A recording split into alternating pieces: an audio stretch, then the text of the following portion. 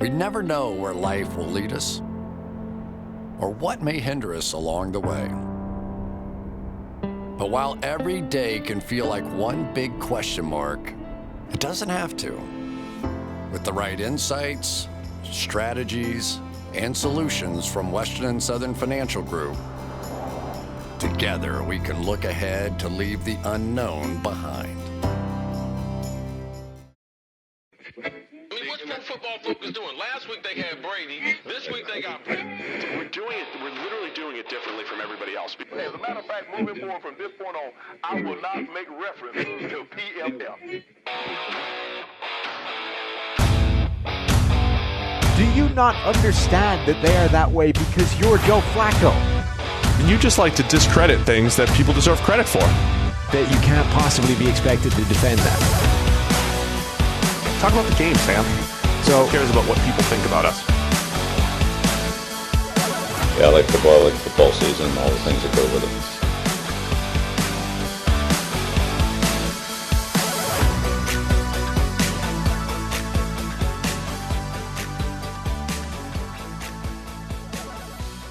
Welcome into the PFF NFL podcast. Steve Palazzolo here with Sam Monson. We're going through all things Week 17, but before we get into it, a little shout out to our friends over at Action Pro. When you subscribe to PFF Elite Annual using the promo code ACTION, you receive a year of Elite, and you also get 1 year of Action Pro subscription access for just $199.99. Action Pro is Action Network's premium subscription offering, tailor-made to make avid and new bettors better.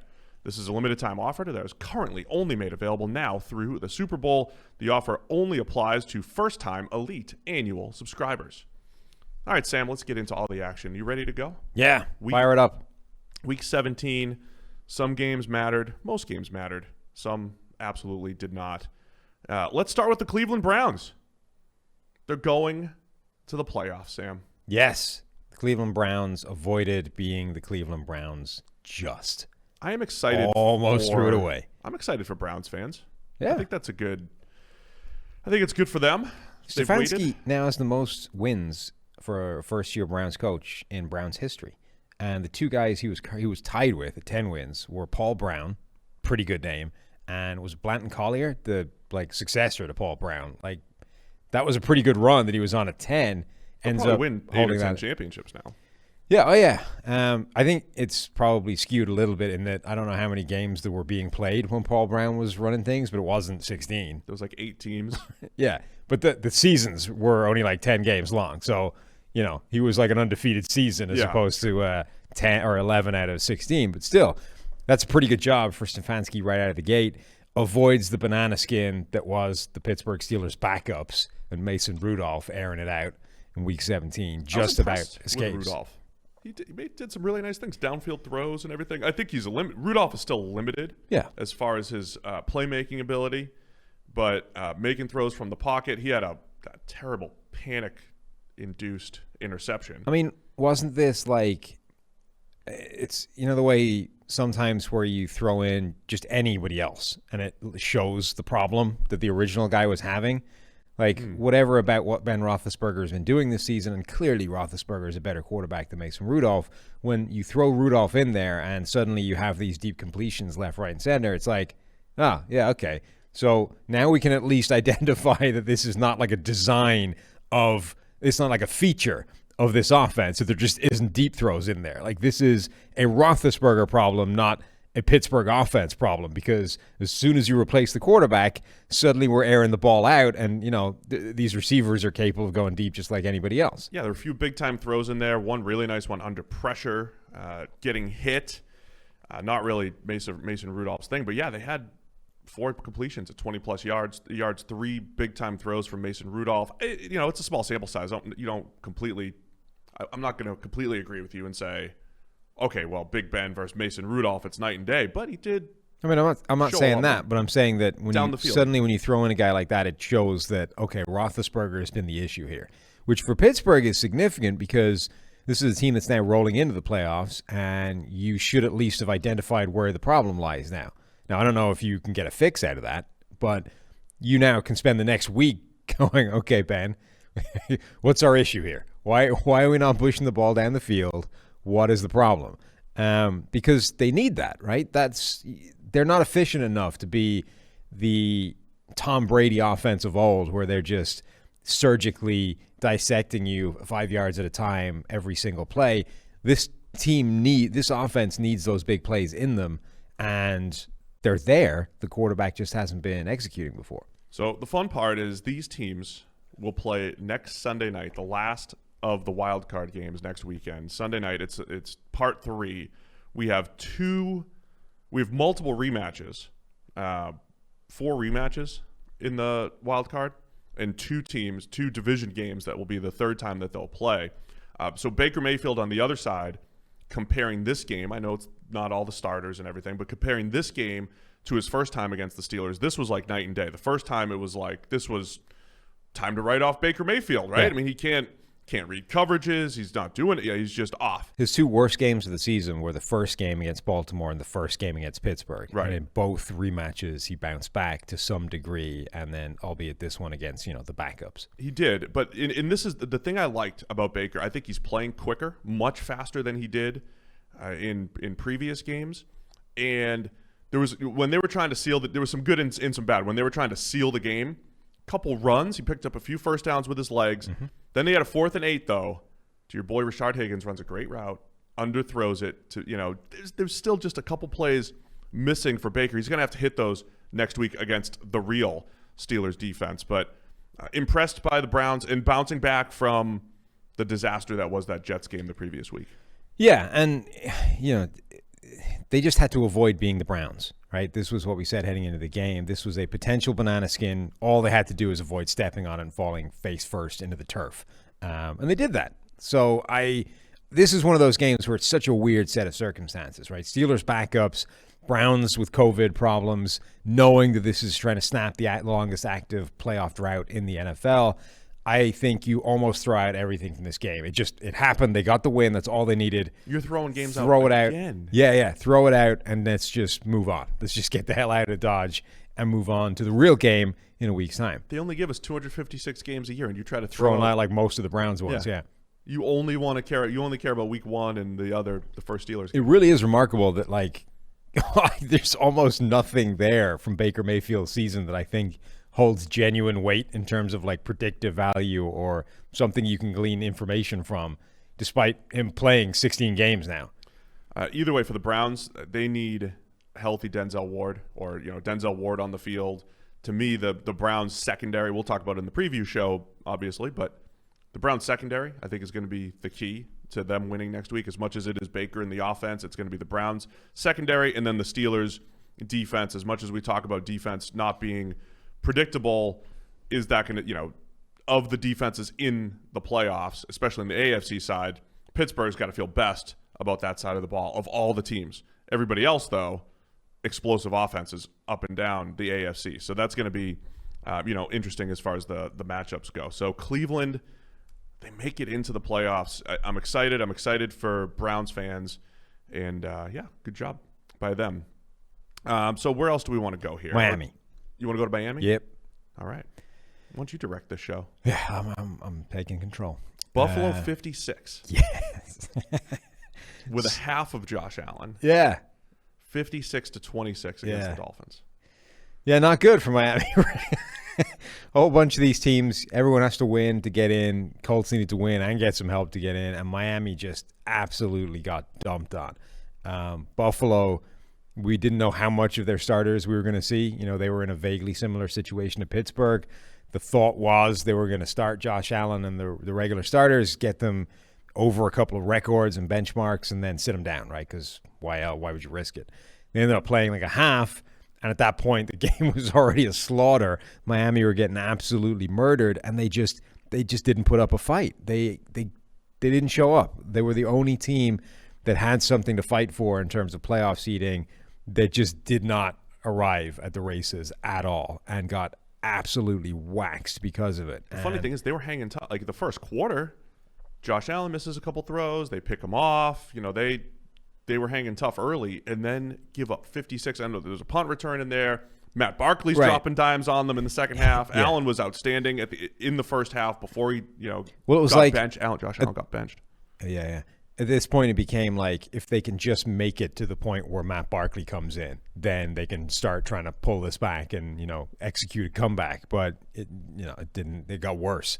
But it's funny. Like sometimes the bounce of a ball and stuff just unluckily goes against you. Like Miami seemed to be just about getting their stuff together, was getting back on track, and then it was Devontae Parker sort of is pulled to the ground on an in-breaking route, and Tua throws the ball basically straight to Josh Norman, walk-in, pick six.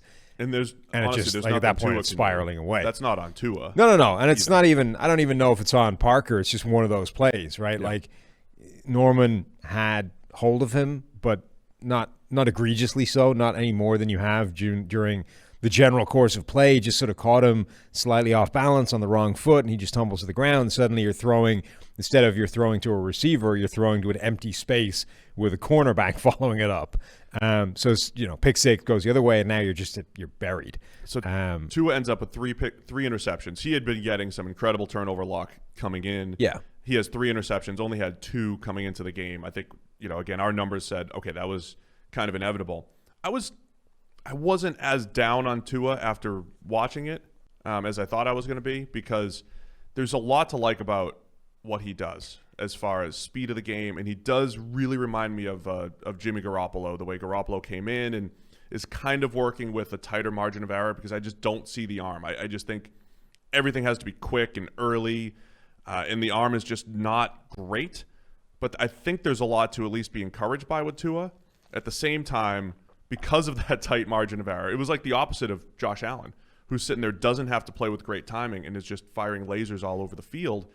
I think it really raises the question about Miami at number 3, Yeah. and what they're going to do at the quarterback. So that's the thing, right? Whether you came out of that game just immeasurably depressed about Tua, or whether you actually are kind of encouraged by what he did, it did nothing to help the narrative that there's a group of people that were like, well, you've already invested in the quarterback. Why would you keep throwing resources at it? Invest in other things, build around him, and then try and get it done, right? And then there's another group of people who are like, you don't know that Tua's the guy, so keep rolling the dice until you know you have the guy.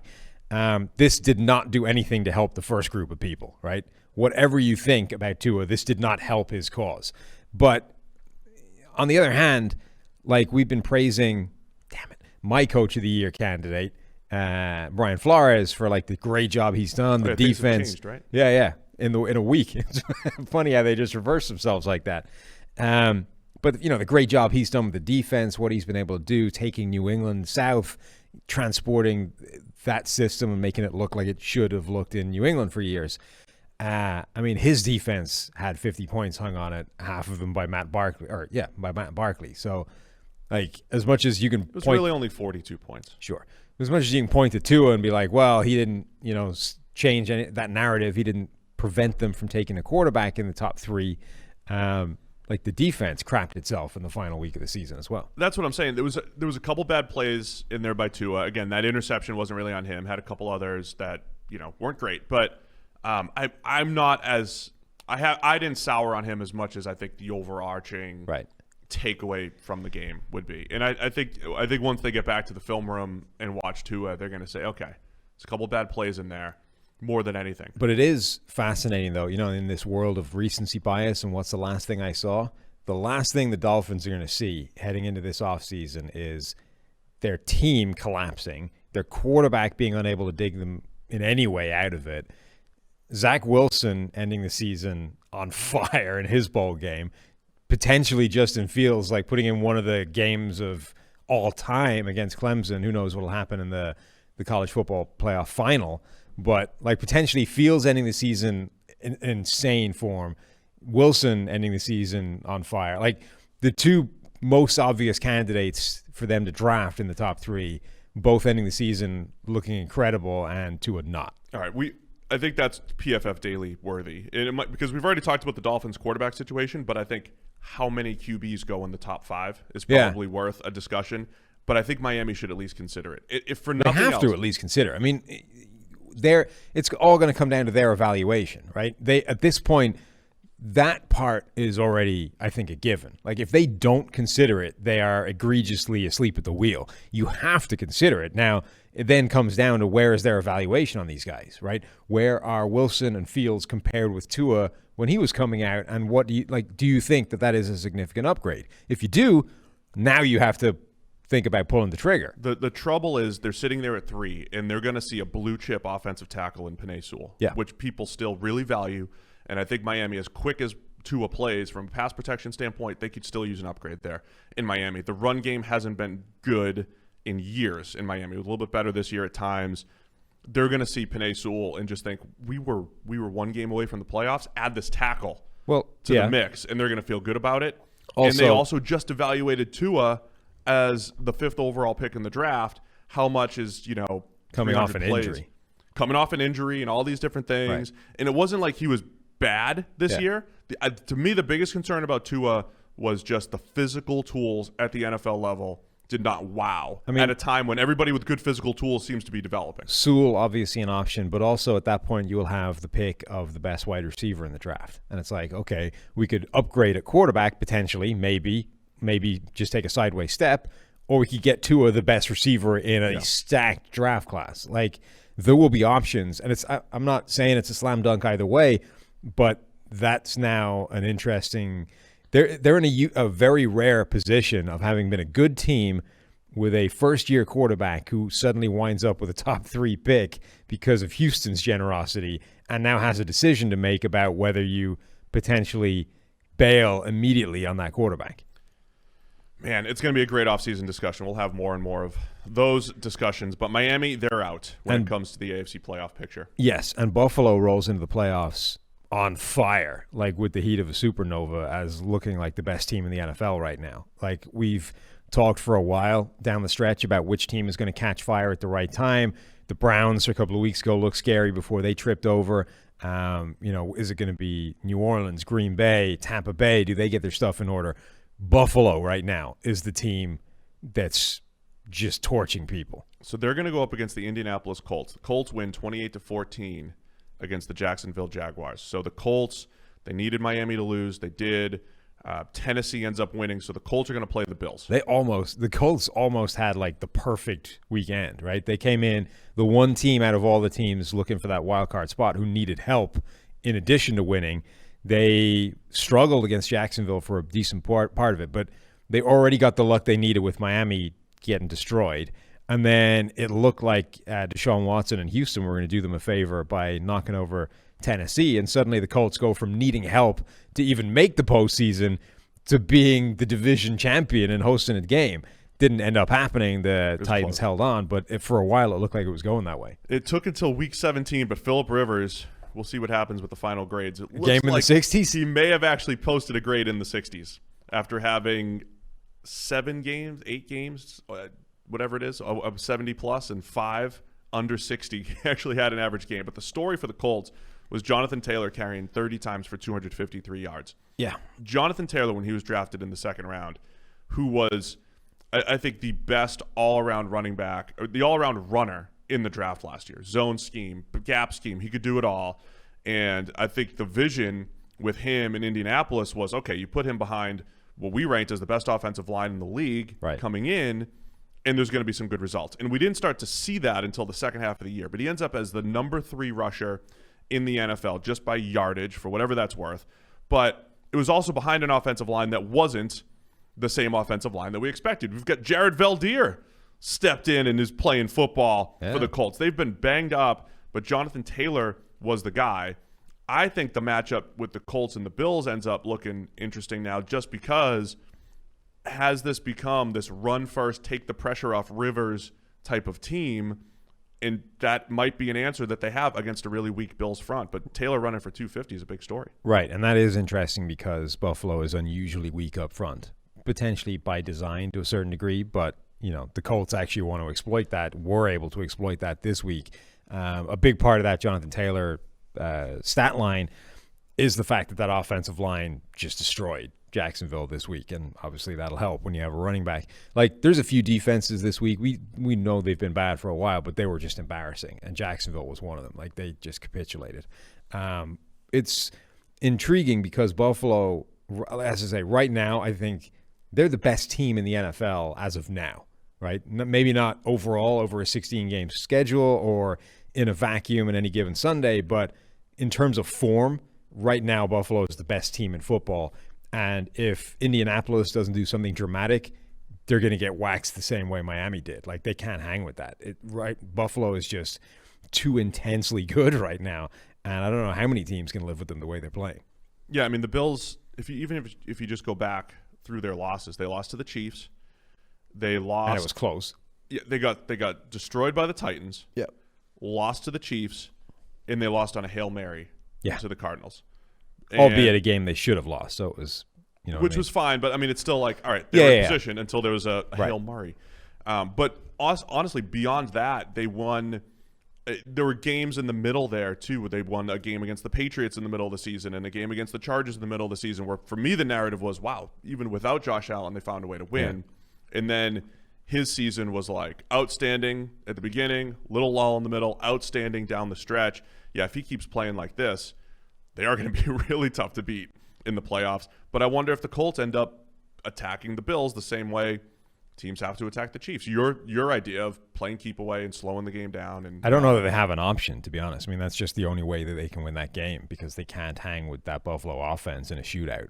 I don't think their defense can do a great job of slowing it down either. So if they're going to win, that's like their only pathway. So you've got to take it regardless of how treacherous and dangerous it looks. That's the only way. It's the only thing open to you. I hope it's treacherous and dangerous in Buffalo for the playoff game. I'm excited. Rivers on the road. It's going to be great. The Bills are a really exciting team right now.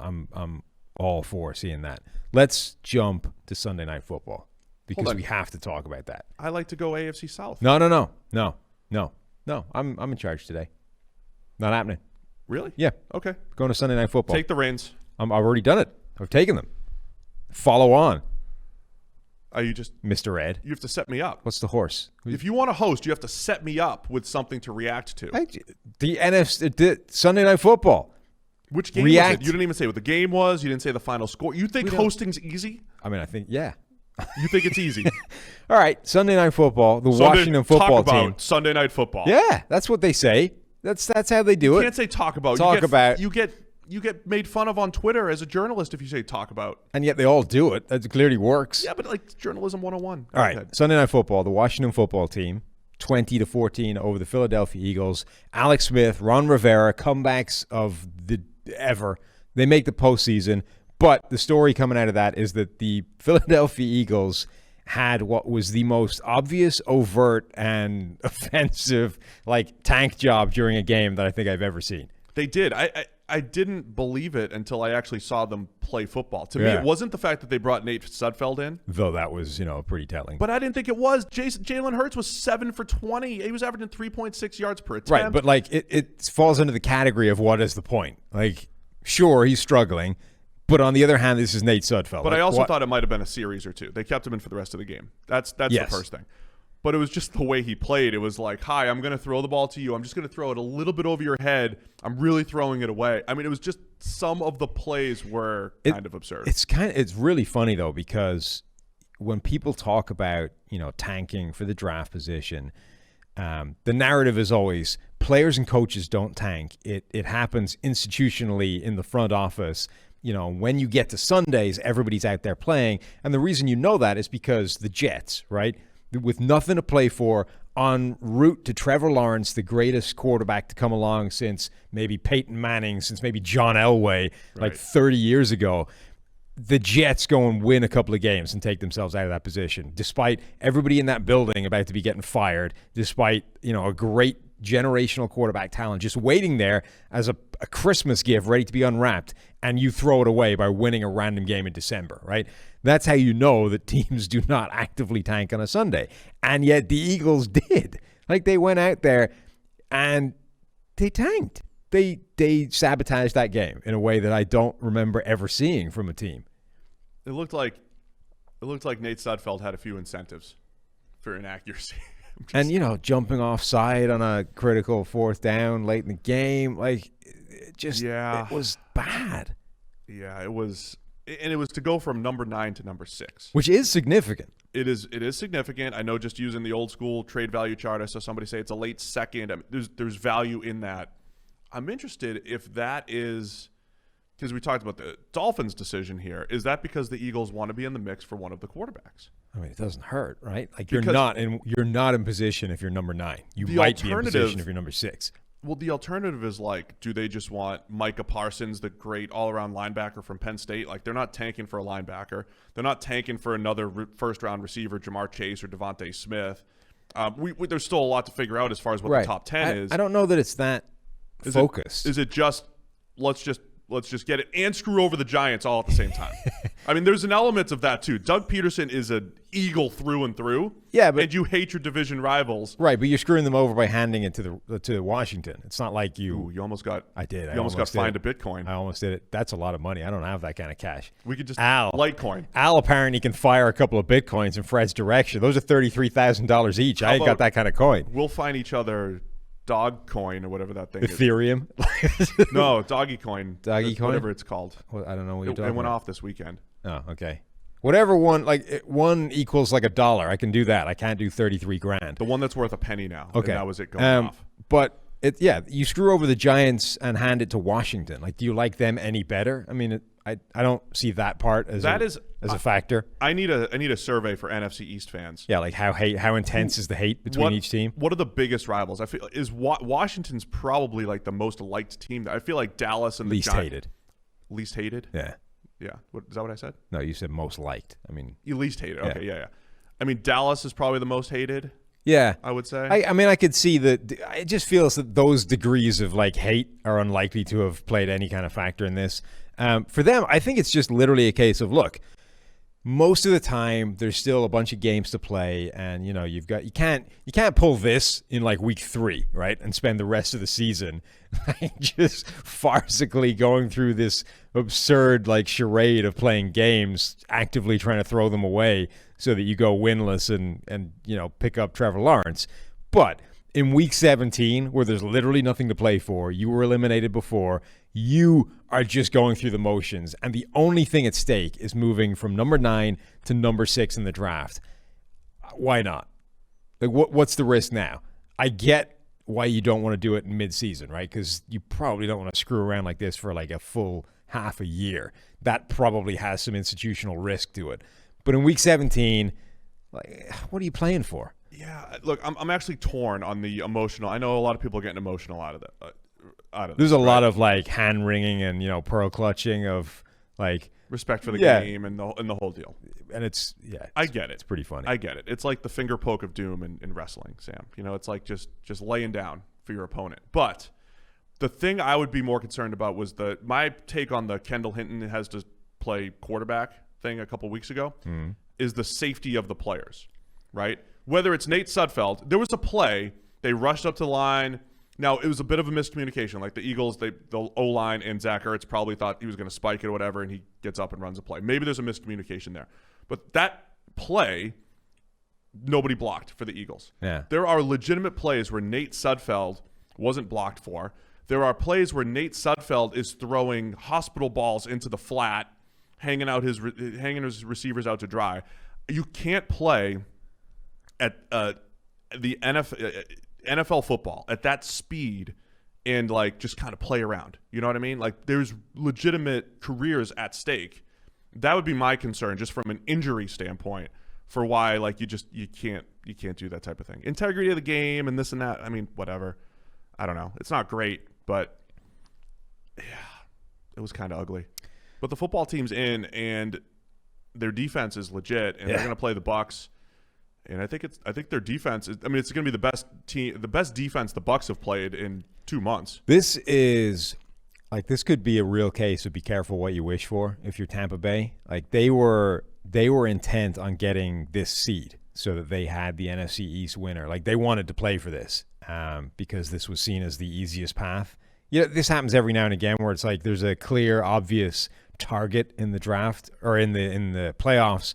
In terms of a wild card spot, usually it's like that's the team we want to get, right? I don't think it was that though. I think it's just you play for the higher seed. I think they wanted this game, and you might regret that in a week. Like Washington, that defense is legit, and Tampa Bay's offense, when they've come up against legit defenses that can throw things at them that they're not comfortable with, has had some struggles. The concern for Washington is like Alex Smith, for the pathologically conservative quarterback whose shtick is not putting the ball in harm's way, has been putting the ball in harm's way a lot. And while remaining conservative. Right. And his turnover-worthy plays have come in bunches. Yeah. He's actually not had that many of them over the season. I think he's going to end the year with like 7 total, right? But they've come in like groups of 2 or, multiples in a game. And even like last night, I don't think this is one. He's got 1, right? But I don't think it's counting the pass to the running back. My guess is that isn't down as a turnover-worthy play right now. But that was a sort of weird karmic, like, maybe not a turnover-worthy play, but kind of like a hospital pass to the running back, right? High, late into the flat. The Sudfeld. Right.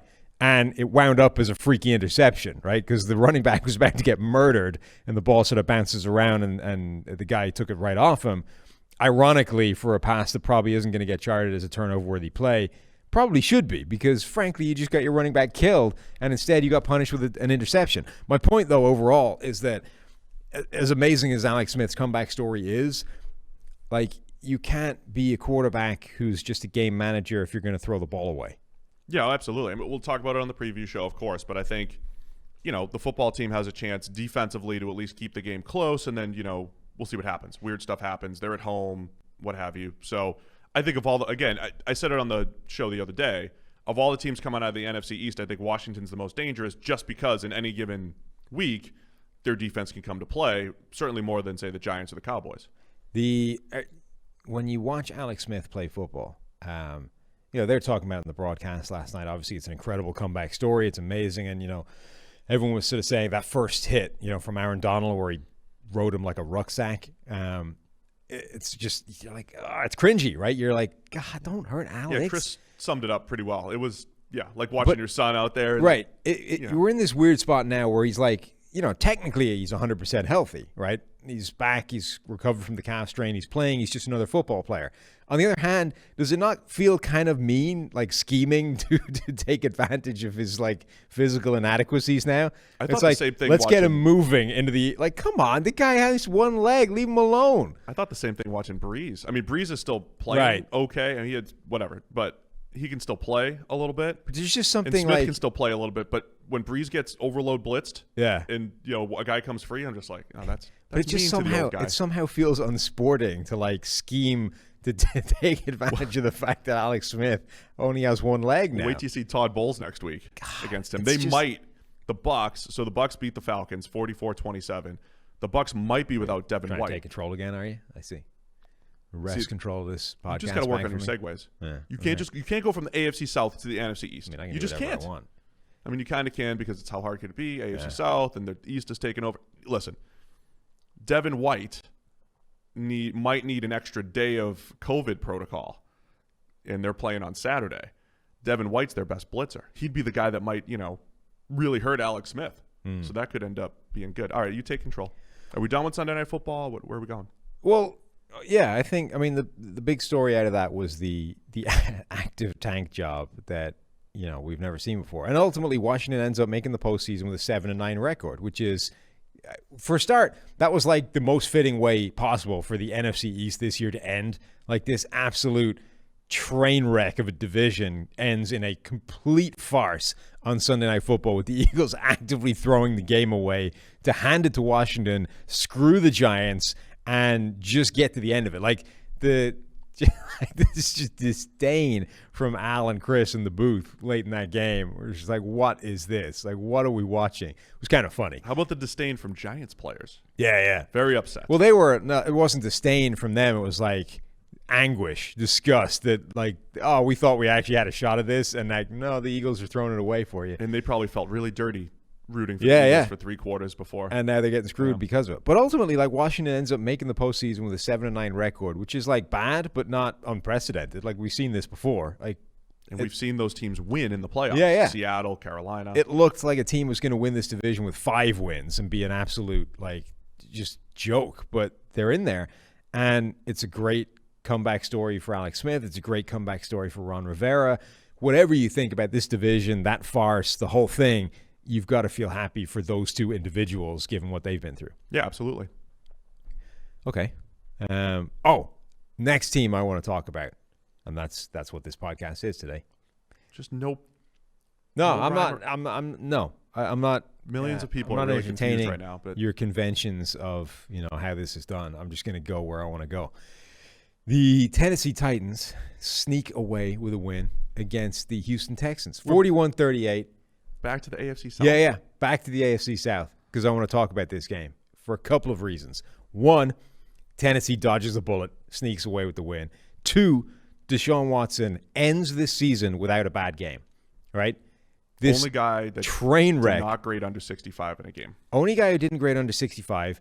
Aaron Rodgers, Patrick Mahomes, Russell Wilson, all of the Tom Brady, every single one of those top quarterbacks has one game with a grade in the 40s, right? A bad, outright bad game. Whether or not they were punished for it by a loss or by bad statistics, they have each had a stinker.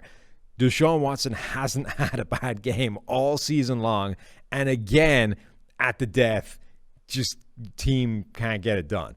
And one, it's an incredible season for Deshaun Watson, and to the point where it's like, can we find a way to like shoehorn MVP in his direction or some kind of accolade? He deserves to come out of this season with something beyond just, well done. Well, good work, Deshaun. Now on to the next miserable year in your Houston tenure when there's nothing around you.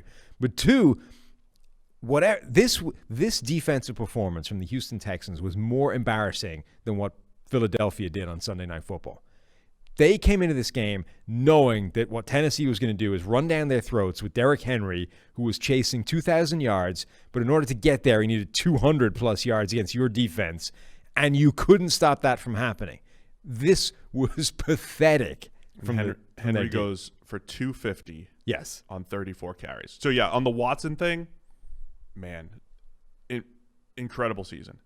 And one of the best seasons you'll ever see from a team that won 4 games. Yeah. I mean, really incredible. So I think it makes the Texans' job attractive, but also unattractive all at the same time. There's a lot of work to do because the pieces around there are bad. But, again, a lot of offseason fodder and discussion about you've got a top 3 to 5 quarterback in Watson who took the step forward. Year 4 took that massive step forward that he always seemed capable of. So he's up in that top echelon right now. So at least you have that piece to build around. The defense, though, is really horrible. Last year, they could at least stop the run a little bit. And we've always talked about stopping the run is just trying. Yes, right? That's why this was pathetic. Yeah, it's just putting an extra guy in the box. And, I was worried about the coverage unit for Houston the last 2 years. That's why they got torched in the playoffs. That's why they would lose a bunch of games last year, despite Watson playing pretty well. And that still sucks, but that's and it's not still why terrible, it was embarrassing. But absolutely demoralized up front. I mean, the rebuild in Houston, it's not just a new defensive scheme and like all that stuff helps a little bit, but they really need like 8 to 12 players on the defense. 8 to 12 to turn that thing around. When you only have 11 starters, yeah. Correct. The thing is, right, when, again, as you said, defending the run is generally a conscious decision, right? It's how much do you actually want to get this done because you just move players to the right spots by alignment and you stop the run.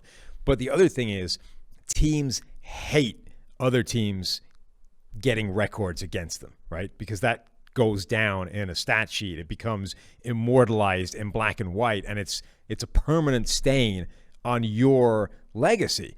And you remember a few years ago, like the Bears, Jared Allen was playing the Bears in Week 17 with a chance to break the NFL sack record. And I think he had like one or two, he got something earlier in the game. And then the Bears were like, okay, from now on, this is not happening, right? And they dedicated like 3 guys on every play to stopping Jared Allen getting the record, right? That's effectively the situation the Houston Texans defense found itself in, right? Derrick Henry started to rumble. He needed 200-plus yards to get this record or to get to 2,000.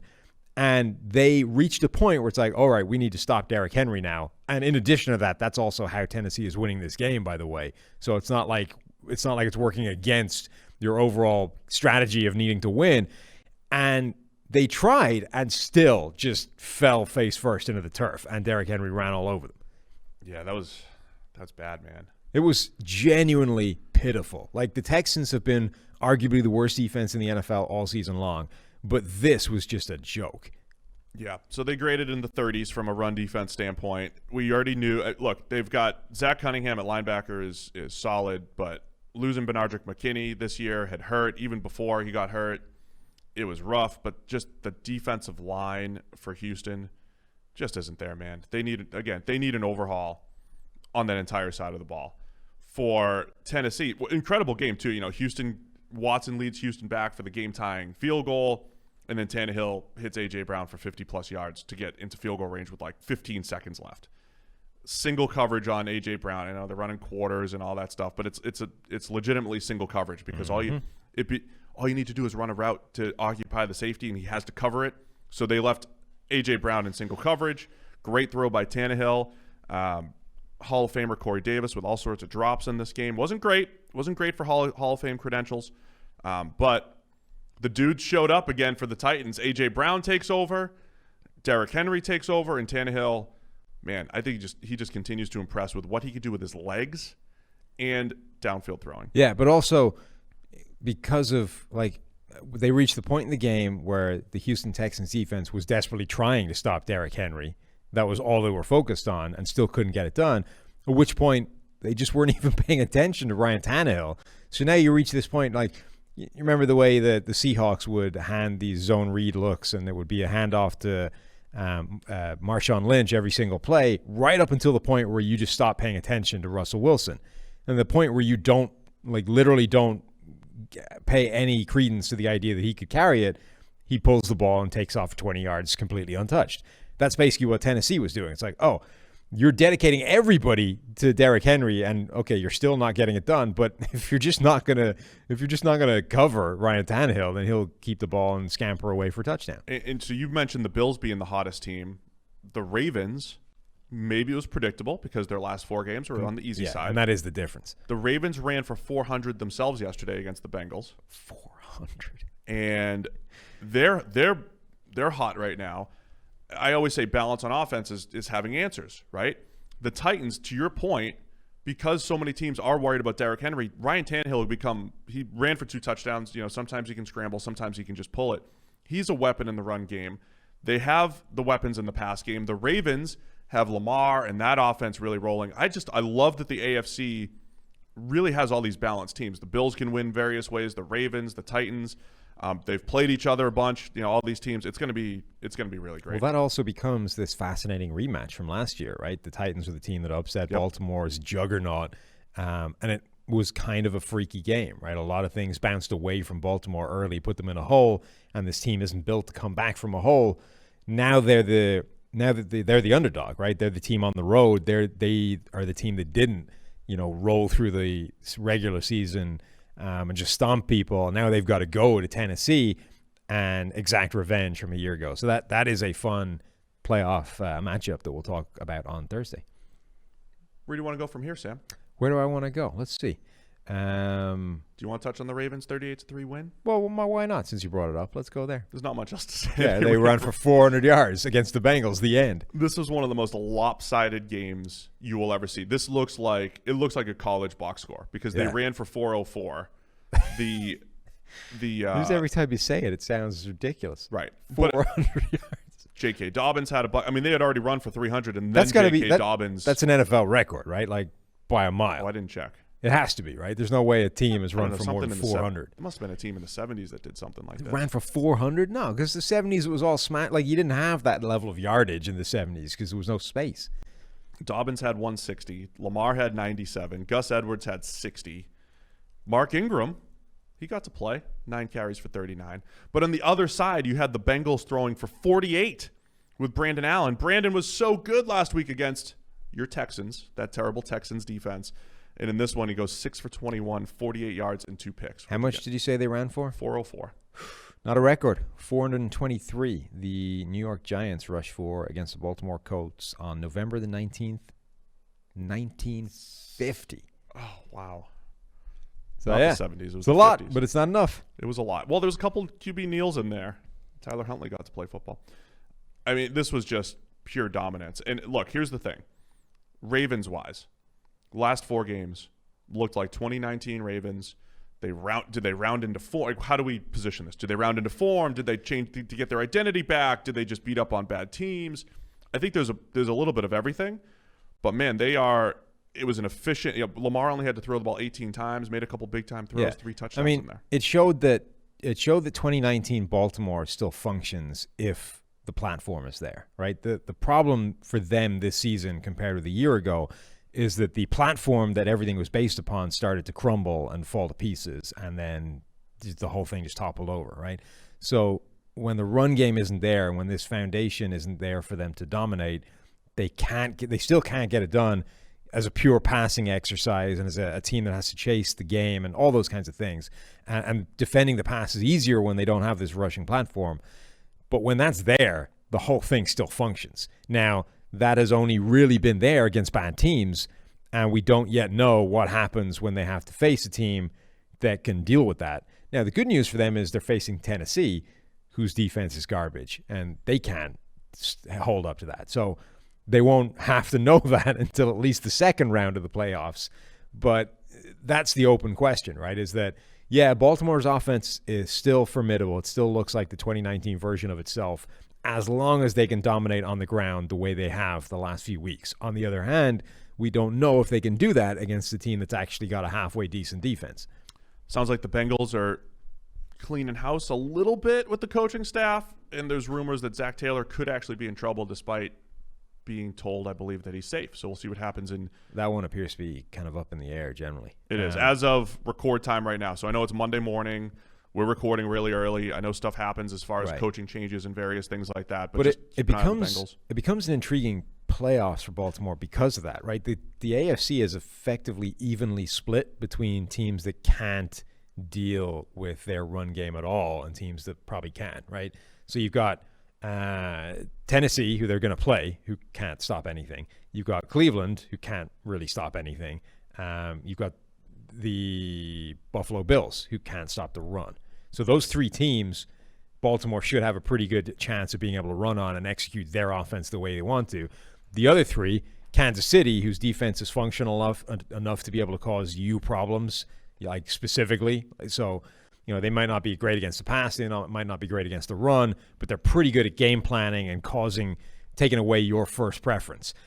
Pittsburgh, who are legitimately good, and Indianapolis, who might not be great against the run, but is a pretty good defense. And again, like with DeForest Buckner, they'll be able to take away what you want to do initially. So that becomes an intriguing path for them. The thing about Baltimore is how much we like to tell stories and there's narratives and all that stuff. How much does what's happened previously actually matter going forward? So the narrative with the Ravens, with a lot of those teams in the playoffs are, well, they can't play from behind. So if the game flow gets out of hand, they're in trouble. Or the Ravens are just a bad matchup for the Chiefs. Therefore, if they run into the Chiefs, they're in trouble. Does it matter that in previous times the Ravens let the game flow get out of order and they couldn't play from behind? Does it matter that if the Ravens play the Chiefs at some point, previously it looked like a bad matchup? I don't know that it does. I think the Ravens are just as dangerous right now as they were going into last year's playoffs. They lost to Tennessee in a game that was somewhat quirky, but, they got beat. Yeah. So, again, I can't wait for the playoffs. There's going to be a lot of good games. Baltimore's whole thing is that they still haven't worked out a way to win when plan A doesn't work. And they're not alone in that. This is the failing of a lot of NFL teams, that it takes a very good team to be able to function beyond your initial game plan, right? Game planning is hard enough. Just getting a strategy that works in the first place is an achievement for a lot of teams. If somebody then blows your game plan to hell, being able to adjust and come up with a plan B that still functions at the NFL level is insanely hard. And that's why, there's a couple of coaches that are able to achieve that. And that's why Bill Belichick, has a fistful of rings and most people don't. So the Ravens right now, their critical flaw is that this is a team that cannot win if you put them in a hole and force them to change to plan B and pass.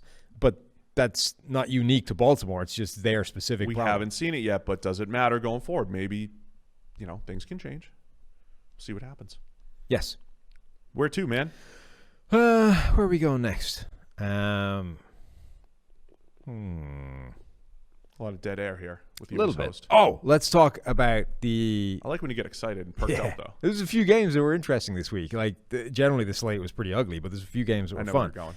Where am I going? Cardinals, Rams. Yeah. John Walford played football, looked halfway decent. Is it bad that I could tell by your tone where you were going? That's, 18-7. Yeah. What a game. Yeah, it's at one point, was it 7-5 or something this game? And it's like, yeah, maybe starting quarterbacks actually mean something in the NFL. John Wolford did some nice things. He did.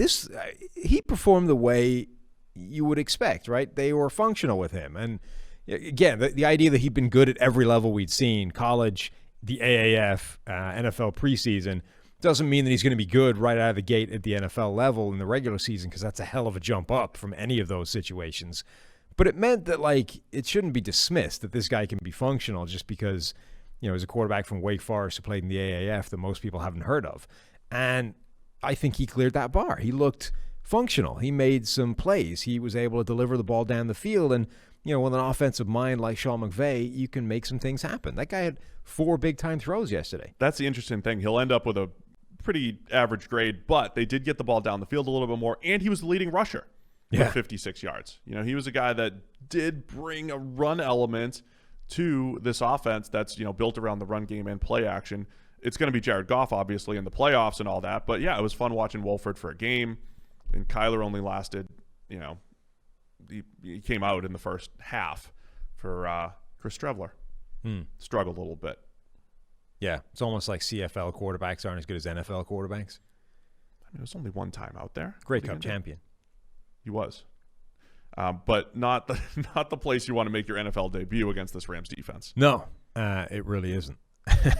The Rams end up making the playoffs, though, because of the way things broke this weekend. And they're another team that, like, plan A is fine. Plan B, which has been Sean McVay's like Achilles heel for his entire time there, he's shown flashes, tendencies to adjust, or the ability to adjust, but it hasn't been a consistent strength of his that when you cause problems for plan A, he can go to plan B. And they're a team that's going to see some problems from plan A in the postseason. It's another rematch, third matchup now against the Seahawks. And those have been really interesting matchups in the first two. Home teams won both. And look, the Seahawks have not played well offensively since the first half of the season, really. They've been really inconsistent down the stretch. Russ has been inconsistent down the stretch. They made their comeback win yesterday against the Niners, but people thought this was boring a couple weeks ago because it's a kind of a defensive struggle. I like it, man. I like this matchup again. It's one of the most intriguing individual team matchups in the entire NFL. I don't even care that it's the third time we've seen it. If anything, that makes it more interesting to me. We know that the Rams defense can cause Russell Wilson problems, and more problems than pretty much any defense in the NFL. I think they've held him to 2 of his 3 worst graded games in the league this year. The question is, what can the Seahawks defense do to the Rams offense? Because they caused them some problems last time as well. Again, has Sean McVay got the adjustments? Is Jared Goff back and healthy with his thumb injury? Are they going to be forced to lean on John Wolford against that defense? And what does that do? Because he has that rushing threat or that scrambling ability. And Goff's going to be back. You think there's a QB controversy in L.A. here? No, but I think if a quarterback has a broken thumb, you might not want to roll with him. He said he's going to be back. Sure, but you know, how good is he going to be with a broken thumb? Not everybody is Brett Favre. Not worse than he was when he broke it against Seattle in Week 16. Not everybody is Brett Favre. You can't just resin up your thumb and play football on a Monday night. There are minor surgeries. no one repairing a thumb, they're not. Doctor, is there no such thing as minor surgery? Not to make this all about me, but I broke a finger the day before we traveled to Miami for a Super Bowl, and it's still jacked, right? Jared Goff can have surgery in his thumb and play 2 weeks later. I'm going to say he's not 100%. You ever broken your thumb before? I've never broken a thumb. I've broken fingers. I broke my thumb. Oh, yeah? I was 12. Huh. So I can relate. Still made it to the minors, huh? I still did. They still did. It was swollen for about 4 years, too. That's what I'm saying. You're telling me he's 100% healthy? I opted out of surgery at 12. I mean, yeah. They just threw it in a cast. I didn't get surgery on this either. Here's 4 weeks. I I almost had to surgically remove my wedding ring in Miami when it swelled up, and we almost lost it at the dinner table. But I'm having flashbacks. I think I came in third in some sort of 3-point contest with like a wrap on my hand. I mean, I battled through it, but that was well after it was mostly healed. I'm just saying that I don't think surgery has put that guy at 100% 2 weeks later because he broke his thumb. I'm going to go with what the other non-Monson doctors say, and Jared Goff will be back. It'll be a great matchup. We'll hit it on the preview show, but I like part threes in these games. I mean, Browns, some of Steelers, and Rams, Yeah, Seahawks. I like both of those. I don't always like round three. There's some pretty miserable, where the first two sucked, and I have no interest in seeing them happen a third time. But I'm all for. I keep coming back to there's three defenses that have played at a higher level than everyone else. One's the Steelers, one's the Rams. Yeah. And those are the games. Who's the third? The football team. Oh. It felt weird to leave them out when you were naming the other I'm two. saying the Steelers and the Rams are two of the teams that are playing in a part three. So when you have a good defense, that cat and mouse game going up against them is intriguing. That's where I was going with it. I get it now. I understand. Look at you directing this efficient podcast, flying through. Maybe you should take the reins. Maybe you're the thing that's been holding us back all this time. You're the reason we have 2 hour Well, it's because I set you up, and then you just go on, and it's like rugby and analogies and metaphors and all that stuff, right? Yeah. I give you nice, quick, concise answers. Yeah, maybe the whole order of this thing is just maybe we'll have billions of listeners instead of millions. Yeah. That was giving you time to get to the next game, unless you have something else to add. No, I appreciate it. I'm there. Let's go back to the NFC East. In what was a battle for actual pole position before Washington took the field and Philadelphia ruined everybody's day. The Giants and the Cowboys, just inept. This was the NFC East in a nutshell this season. Both teams just slugging themselves in the face or like shooting themselves in the foot repeatedly, trying to throw this game away. Andy Dalton lost out on $1 million in playoff bonus for not making the postseason. For that terrible interception that he threw. I mean, I'm not saying it wasn't his fault, but dude lost $1 million this week. Did you see Emmanuel Sanders get his bonus? It was like his 8th catch in the day. Got him $500K. $500K, I think. Man. There was a few of them. Could you imagine running a curl route for $500K? I mean, I would certainly run one with everything I had. I was going to get $500K out of it. Adam Schefter had like a list of bonuses that were going to get paid out based on the Week 17 games. That was certainly one of them.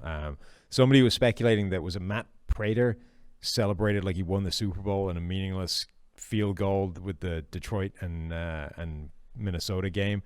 They were like, he had to have a bonus tied to that. There's no way you celebrate that crazily based off this game. And what is at stake here unless there's money attached to that kick? Players play, man. Play hard. Well, again, that's why you're not tanking, because all these guys got like $1 million on the line in Week 17. So the Giants win. And man, they were obviously rooting for the Eagles because they were winning the division. If the Eagles could beat the football team, I was buying into this narrative that the Cowboys had kind of figured it out, and Andy Dalton spreading the ball and all that stuff, and he just really laid an egg in this one. And that, I guess, was always a threat, right? Like, he had, I think, 6 straight good PFF grades. 5 of the 6 were grades in the 70s. Ruined my entire narrative. Well, 6 straight passing grades in the 70s. Yeah. So it didn't ruin it as much as, like, this was what we thought was going to happen when Dak Prescott went down. Andy Dalton can be a functional, pretty decent quarterback with a bunch of weapons around him, which he has, and the offense would be okay. It didn't mean that you were ever clear of like a bad Andy Dalton game, right? Which does come around every now and again. And it's just unfortunate for him that he timed it in Week 17 with $1 million in the playoffs on the line. Yeah, not great. Leonard Williams finishes with 9 pressures. He's hitting free agency in a weak interior defensive line class as probably the best option and the most dependable option as far as what you're going to get. We'll have more on free agency as we go. But, man, again, the Giants' defense was feisty, and for a team that on paper did not look great on that side of the ball, they've had a lot of really good games this year. Yeah, not just pressures for Olenny, but sacks, and that's fairly important for him, for a guy that's never really translated as a pass rusher. To finish the season, he's repeatedly sacking Andy Dalton is certainly not going to harm your postseason chances of cashing in. Man, just a disappointing finish. by the Cowboys. Looked like the Giants were trying to fumble it away down the stretch as well to make it even more interesting. But this was just amazing, the ineptitude on display by both these teams. It's like, some teams, or sometimes when two teams in Week 17 have everything to play for, you get one of these incredible games where everybody's fighting tooth and nail, and it just looks like both teams want it to an incredible degree, and you get the best football possible. Sometimes the fact that is the situation makes both of them just collapse in just a mess, and that's what happened here. Like, both these teams, presumably because so much was at stake, just could not function at any kind of level. So both teams, Week 17, hoping to just win and maybe win the NFC East, and now they're both picking in the top 10. Yeah, that's the alternative. Both finish at a 6-10 record. Daniel Jones, we talked a little bit off air before we got here. He's going to make things interesting with the Giants because nobody's looking at Daniel Jones' season being like, all right, man, they made the right pick and all this stuff, and we didn't like the pick at the time. But given what he had offensively, from an offensive line standpoint, terrible. Playmaker standpoint, below average. He played pretty well this season. Add the rushing value that we've said, it's almost like a necessity unless you're a special pocket passer. It's like a necessity in today's NFL. Have to be able to at least keep it on a zone read, at least pick up a couple first downs with your legs. He has that. And he threw the ball pretty well this year. Made pretty good decisions. Threw the ball excellent down the field. Daniel Jones was more impressive than any other time in his career, in my opinion, and it didn't show up on the stat sheet, and I think it gives the Giants a little bit of hope for when that supporting cast does look good, that he could put together a really nice season. Yeah, he's going to have one of the biggest disconnects between PFF grade and stats. And you see it every now and again. Ben Baldwin on Twitter posts those charts that's like PFF grade versus, is it the EPA usually? I think it's a composite of EPA and CPOE, completion percentage over expectation or whatever it is.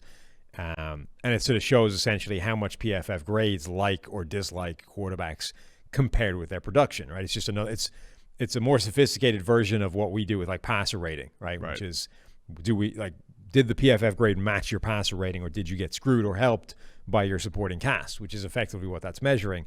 And Daniel Jones is one of those outliers. It's a pretty good trend line, and Daniel Jones is one of the ones that's way off, away from that line, because the PFF grades have consistently liked him this year more than his resultant production based off everybody else around him. Yeah, I mean, look, I was impressed with Jones, and look, do we answer the same way we talk about Tua? Like, hey, you don't have somebody, so you don't know that you definitely have somebody. Has my take really changed on Jones as a volatile guy that has some high end play and some rough stuff in there? I don't think that's really changed, but the fact that hasn't changed also means when you do get multiple playmakers for him to throw to, I see the Folesian high end run in there for a Daniel Jones. It is interesting how priors and starting perception changes how you sort of view what is kind of the same situation. You're right. Like, we had high expectations of Tua, really liked him in college, thought he would be a good NFL player. Relative to that, his first season has been a disappointment, particularly when compared with Joe Burrow and Justin Herbert. Daniel Jones, on the other hand, we didn't really like in college, didn't think he was a top 6 draft pick, thought he was like a fringe first rounder. Has outperformed that, has been more impressive than that, but ultimately probably hasn't shown you any more than Tua in terms of, is he definitely a franchise quarterback, and you're going to be picking in the top 10 and potentially have a shot at an upgrade.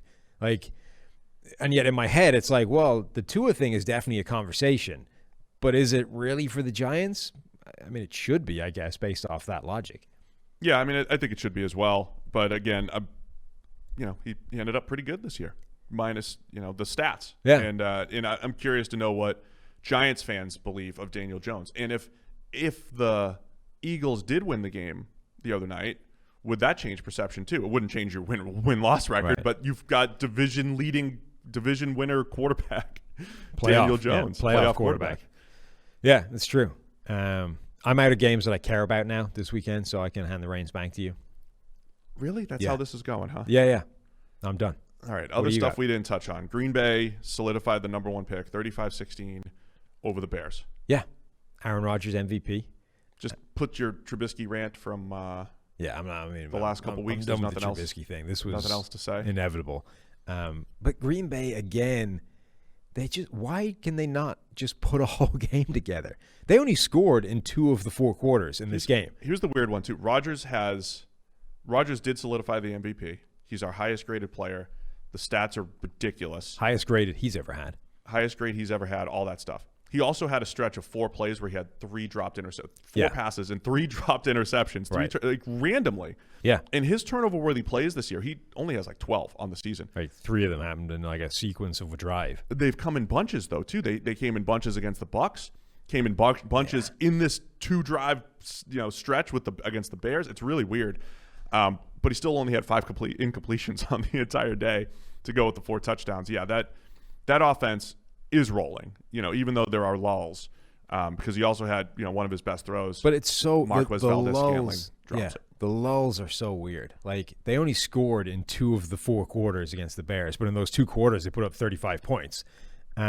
It's so bizarre how they seem to find it so easy for the stretches where they catch fire, but it never quite. It doesn't sustain. It burns out. I don't know what the deal. Like, I'm not smart enough from like a mechanics and science point of view, but like when the fuel air mixture is wrong, right, and the thing it doesn't sustain. It burns out, or it can't. The flame burns absurdly hot and then it craps out. It doesn't. It's not a slow burn. That's what the Packers seem to be. That when they catch fire, it's like completely unstoppable, and there's nothing you can do to get in its way. It consumes everything around it, and then it burns out, and it sputters for like a quarter, and then they catch fire again. I don't understand why they can't like tinker with the mixture and get this thing so that it just functions for 4 quarters. And it feels like at some point that will be a problem. Like they'll find a team where the quarter that you don't score, the other team scores 3 times, and now you're in a hole, and now you have some problems to deal with. The benefit, obviously, of the number 1 seed is not just, it's home field advantage, but it's Lambeau. That's Lambeau's an extreme advantage because they're used to playing in the cold and all that stuff, just like I think a dome team, extreme advantage because the comfort level and all that stuff. So I think that's huge for the Packers being at home, and I think it's a little fitting. Adrian Amos had the interception that kind of sealed the deal. Great Former play. Bear who has always just been a solid safety by our grading standards. Bears let him go, and he's been good and solid for Green Bay. And him and Darnell Savage have been excellent down the stretch. Critically, one of the reasons that the Packers are so. Oh, by the way, the Aaron Rodgers, like for his entire career, has had the number 1 seed an absurdly small amount of the time when you consider how good he and the Packers. 2011. Yeah, like the playoffs have very rarely gone through Green Bay in terms of the number 1 overall seed the way they do this time.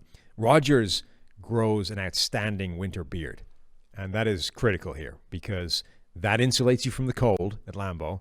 Means you can function. You can the hard count, all those kinds of things. You can get people to jump offside without your chin being numb because you got the awesome playoff beard.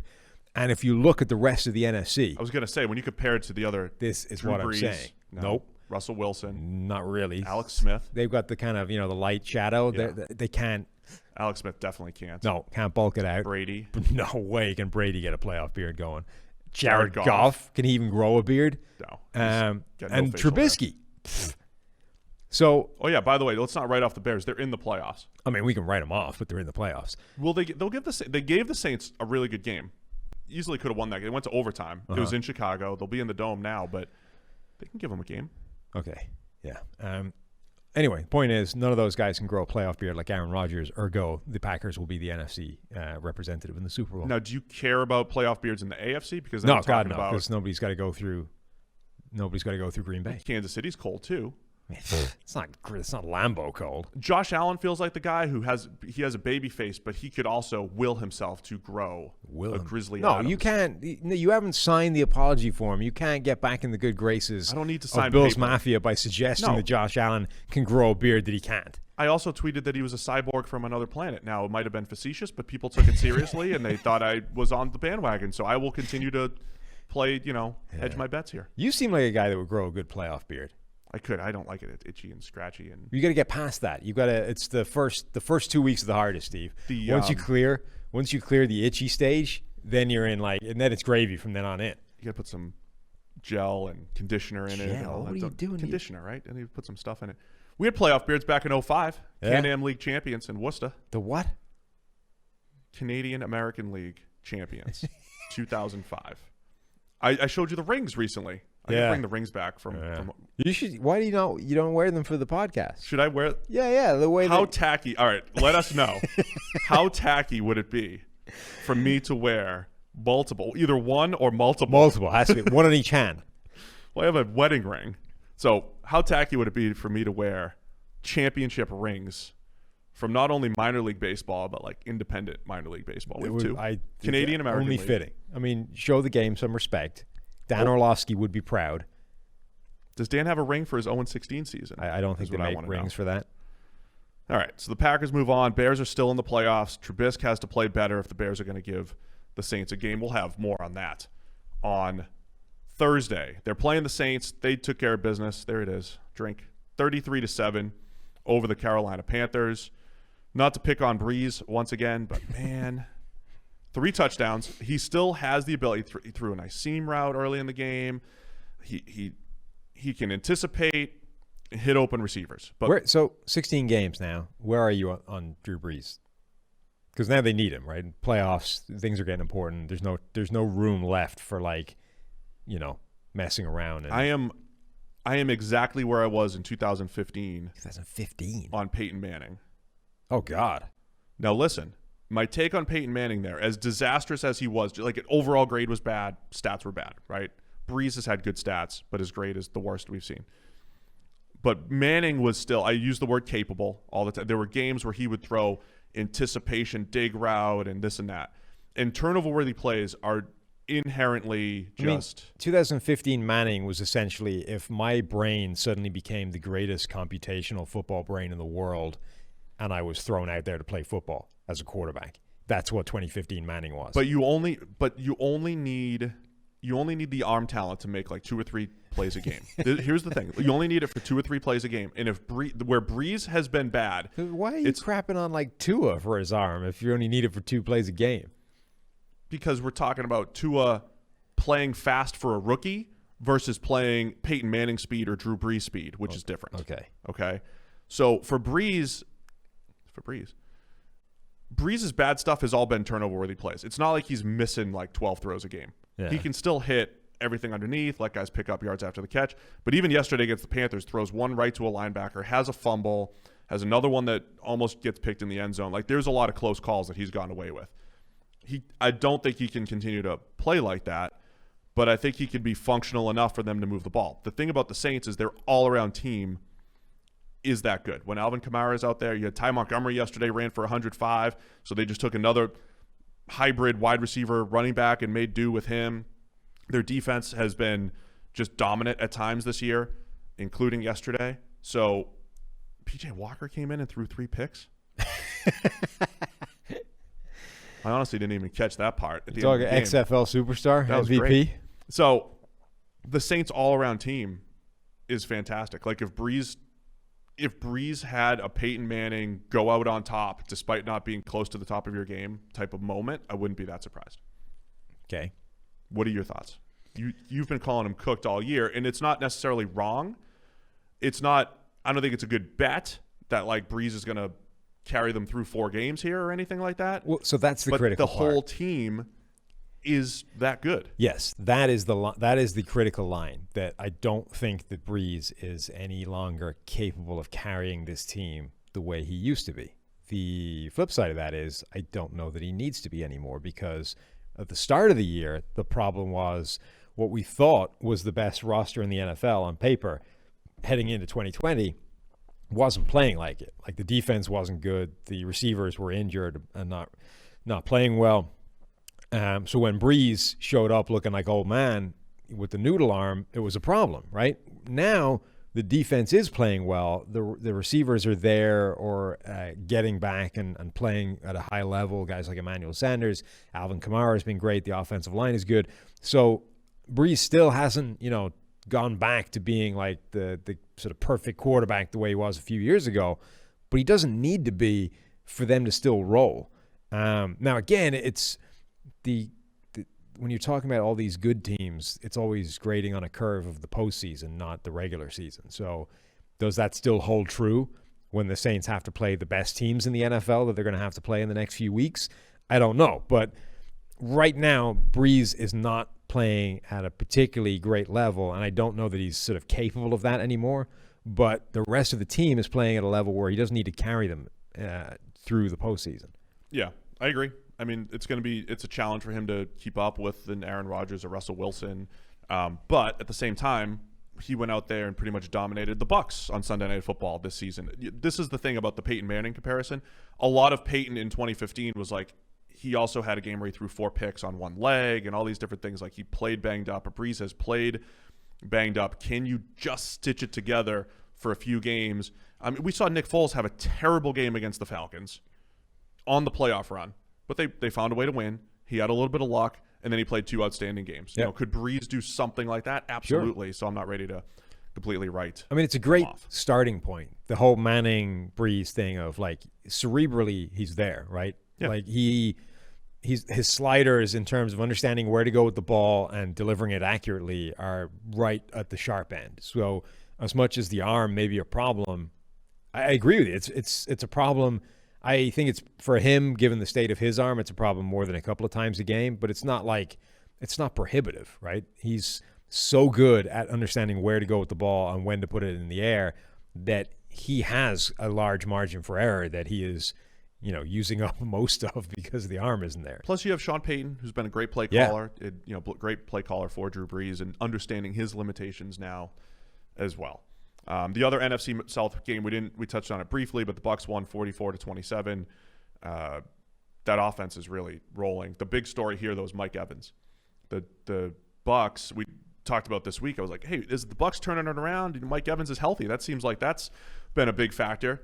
They get him his 1,000 yards to set the record, most 1,000-yard seasons to start a career, breaks the record, and on the very next pass, hurts his knee. It's not a torn ACL or anything like that, no structural damage, but he's very questionable. They don't know if he's going to be available for next week's game, and that field was a disaster. They had played the Outback Bowl on that field the day before. Then it rained a little bit. It looked very unsafe. Matt Ryan was slipping on just stepping to throw. Very unsafe, and perhaps a part of the reason why Mike Evans got hurt. It's a weird line that the MRI revealed no structural damage. Well, then what did it? What is the injury? It's probably it looked like just like a hyperextended, Yeah, but that damages the structures. Like, it doesn't critically damage them. Listen, It just. Doctor, I don't know, man. But you're right. That's a significant thing. Here's the thing, though. Antonio Brown steps in, takes a bunch, ends up with 11 catches, a couple tap passes in there, but he ended up becoming a weapon there, including an impressive 30-yard touchdown. Chris Godwin had a huge game. That is the reason why they signed Antonio Brown. It was like, hey, go cover this when we have these 3 wide receivers. But as an insurance policy, having Antonio Brown, if he has to be the number 2 behind Chris Godwin to go with Gronk and the other weapons that they have, Scotty Miller, that's why they did that. And they are starting to round into form. Whether it is they played the Vikings, the Falcons twice, and the Lions. But Brady threw for 399, another 4 touchdowns, ends the season with 40 touchdowns on the season. The second half of the year, against some not great defenses, but we started to see what this pass game is capable of. Yeah, and another one of these teams where we're going to be trying to parse that heading into the postseason. Like, how much of their turnaround is facing not great defenses, and how much have they actually figured out answers to the problems that were thrown at them earlier in the season. I think it is this game was interesting because, again, another one of those sort of second rematches in pretty quick succession. The Falcons had caused them some problems in the first game, and Tampa Bay came out this week, and it didn't look like there were any issues. Like, for a team whose season has largely been about, like, can you answer a question that's thrown at you, not necessarily for that game, but when the playoffs roll around, right? So when you face the New Orleans Saints again, or the Green Bay Packers, or whoever it is in the playoffs, and they throw something at you, have you got the answer? Because if you don't in week 4, it doesn't matter. It's just a drop game, and who cares? If you don't in the playoffs, it's game over. Everyone's going home. Tom Brady doesn't get his ring in Tampa Bay, and we all pack up.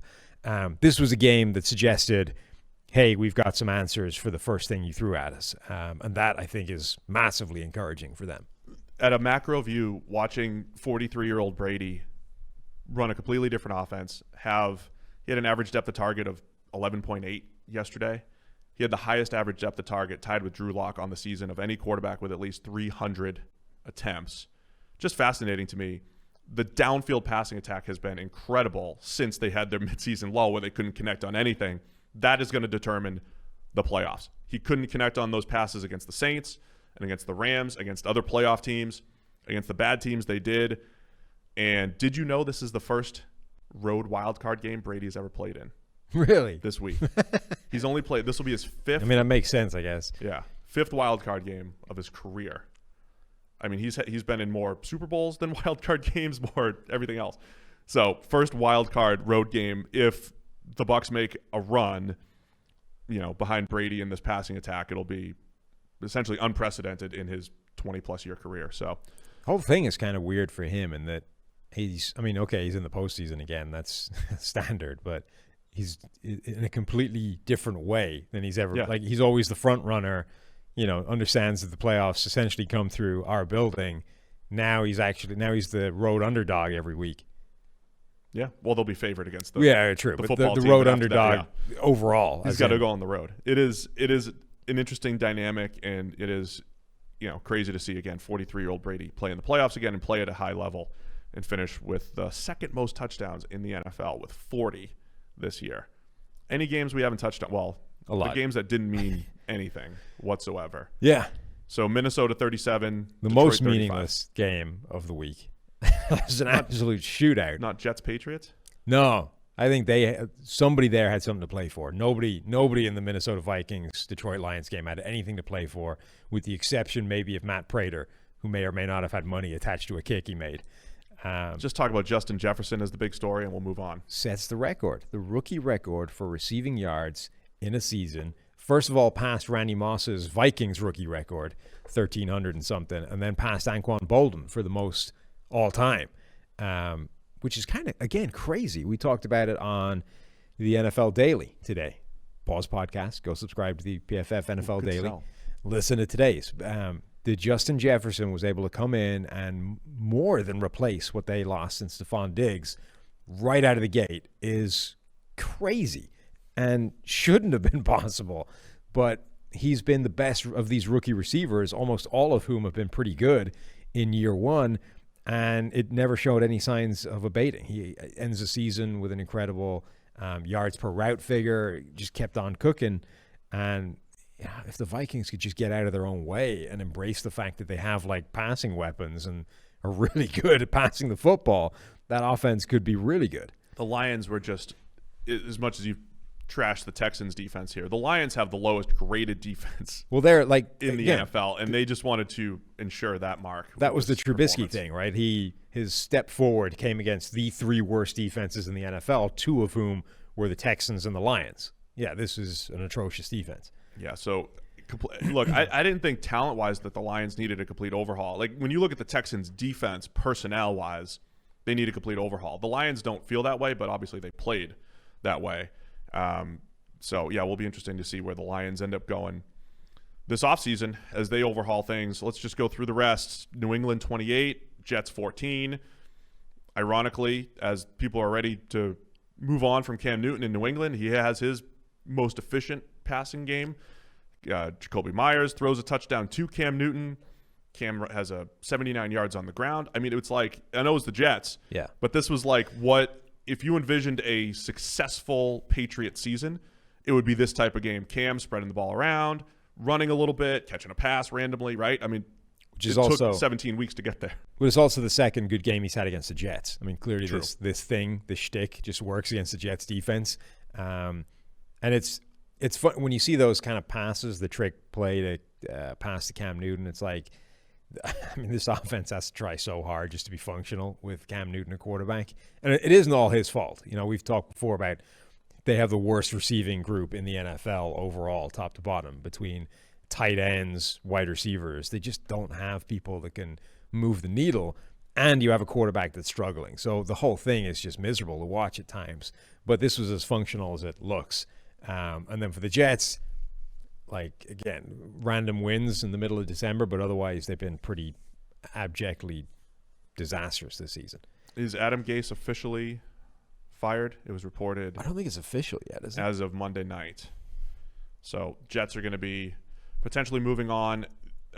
In Jets news, Justin Fields did absolutely ball out. It is official. He's been fired. Okay, so he's out. Justin Fields absolutely balled out. The Jets will have decisions to be made. I think a lot of people are going to say, is it Sam Darnold plus Penei Sewell? Or is it Justin Fields, or is it a Zach Wilson? Did you see friend of the show, Adam Schefter, say that one of Douglas's strategies this offseason will be to execute a big trade? He was like, I don't know if it's like down or up in the draft, or if it's like trading like for a quarterback, but he's going to execute a big trade. Okay, that feels like a weird thing to just set as a goal.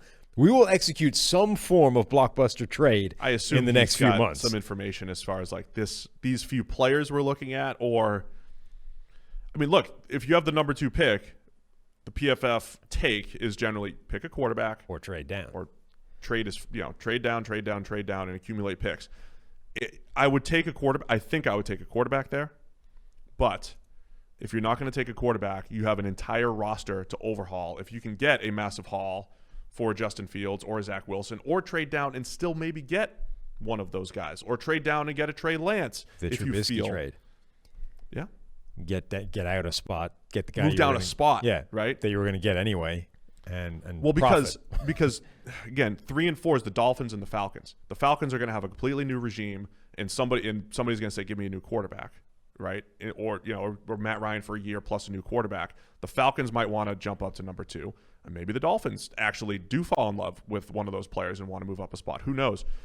So, yeah, the Jets, again, a lot of good offseason fodder to discuss there. Las Vegas 32, Denver 31. The Raiders won on a 2-point conversion, man. Cool.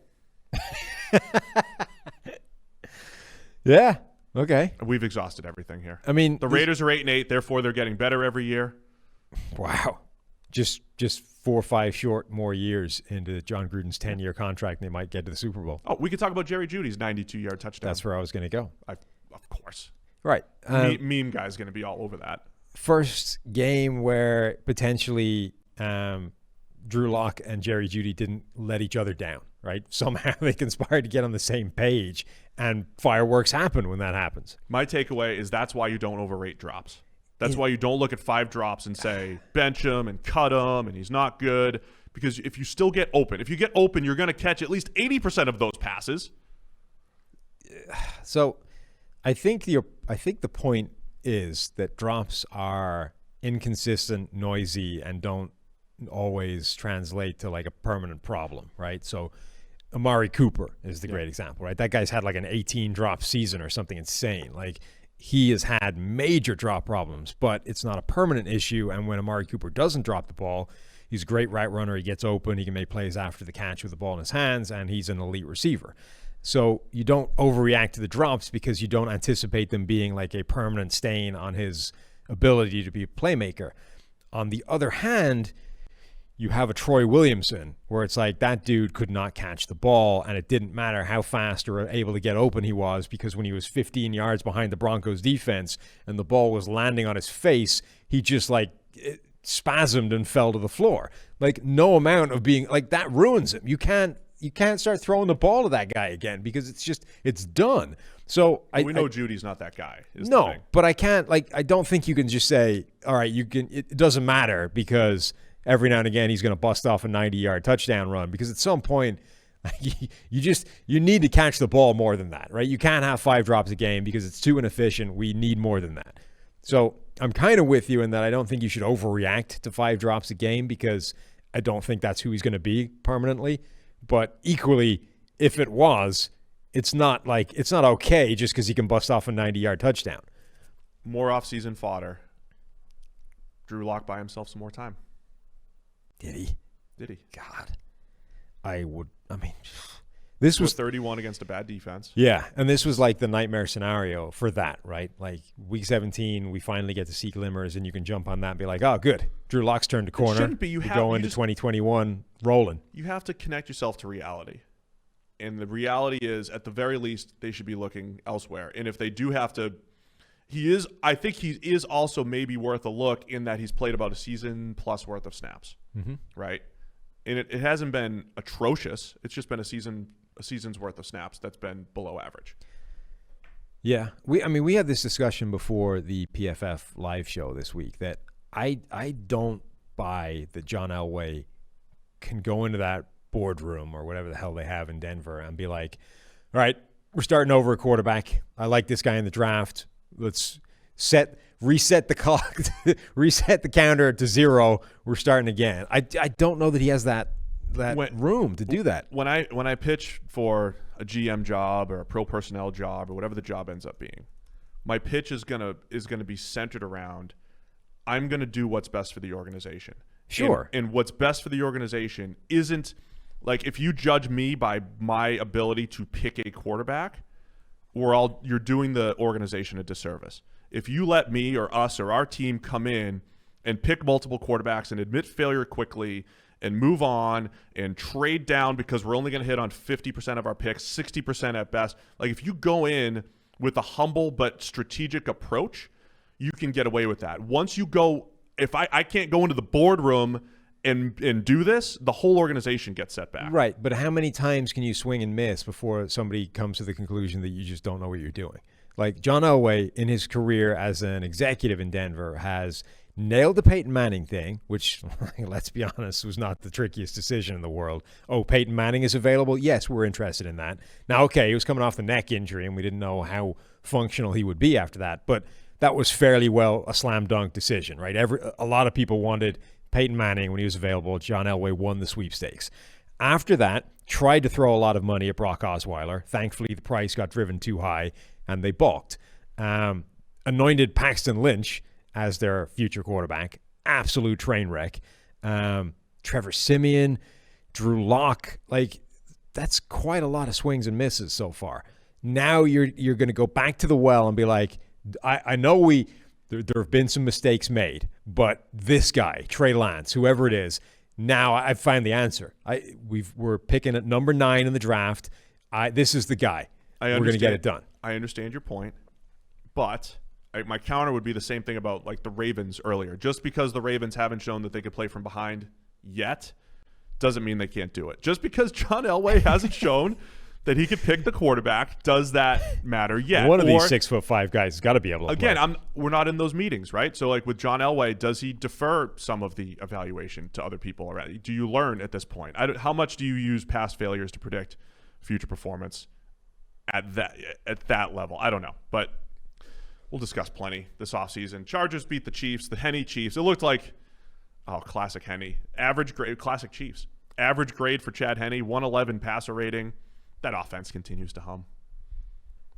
Justin Herbert finishes an outstanding rookie season statistically in a very good grade PFF-wise. But did you know, I sent this to you last night, so now you do know. I do, yeah, now. Air yard percentage. Like when you think of Justin Herbert's rookie season, what are you thinking of? You think like deep bombs against zero blitz. Yes, incredible downfield throws. His percentage of his yards that have come through the air, or from yak, however you want to judge this, he is sandwiched between Ben Roethlisberger and Teddy Bridgewater. Two guys who are considered, dink and dunk and don't have the arm to throw it down the field now with Big Ben.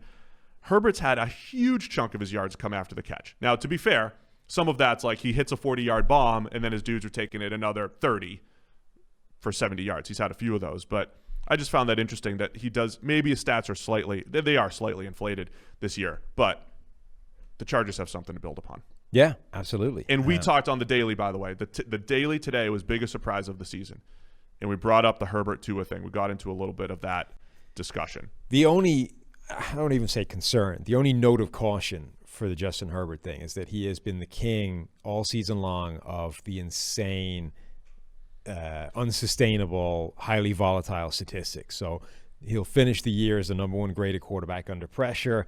He's been graded against the blitz. These are all your PFF IQ unstable metrics, the things that you should not bank on going forward as repeatable.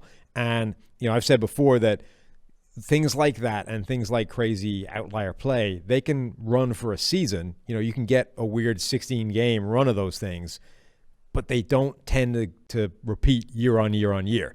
So this season, as good as Justin Herbert has been, an incredible amount of his plus play has been in these highly volatile situations. And if you were predicting what he looks like in 2021, you might start to bake in the idea that stuff regresses. Now, I'm not saying it won't be offset by the other stuff going the other direction, like him getting better from a clean pocket, and if the situation around him improves, right? The Chargers' offensive line is still not good, right? If they ever that's going to be that, the balance, right? If they ever repair that, if they upgrade a coach, all these kinds of things, right? Coach. Well, all these sorts of things, right? There's a lot they can do to push him in the right direction, but we should anticipate that part of his game coming down to earth. I can't wait to see. There's a lot of rumors about Urban Meyer going to Jacksonville. I cannot wait to see what the Chargers do as far as who's going to be the guy to now, groom Justin Herbert. Just like who's going to be the guy to groom Trevor Lawrence in Jacksonville. Who's going to be the guy to groom either Sam Darnold or Justin Fields, Zach Wilson, whoever it is with the Jets, because we're in an era where there's a lot of good offensive college minds. There's the Sean McVays and Kyle Shanahans of the world from the Kubiak tree who have had a lot of success, and Kevin Stefanski. There's a lot of success on that coaching tree right now. Where do these teams go with their franchise quarterbacks? That's going to be a huge story this offseason as well. The only other game that we touched on briefly was the Seahawks and Niners. Seahawks won 26-23.